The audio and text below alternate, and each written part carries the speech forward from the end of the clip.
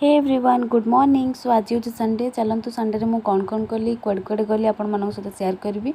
बाकी संडे मोर किसी काम ना। सो बोर टी मार्केटिंग थिला। सो से तार मोर मार्केट जाइलु पूर्व चलतु किसीटा खाई ना। सो 10टा 11टा हो जाता। सो से पखाड़ गरम दिन सो पखाड़ खावा भल लगे। पखाड़ माछ भजा आंब ही खाइलु। एंड ये हूँ घुंचु मो खाଇବା पार्टनर। सी भात खाइलानी ओनली माछ खाइला। सो तार मोर टी खाई नेलु। सो आपण मैंने घुंचुर बहुत सारा वीडियो देखी थे। बहुत ही टैलेंटेड छुआ ये आमर।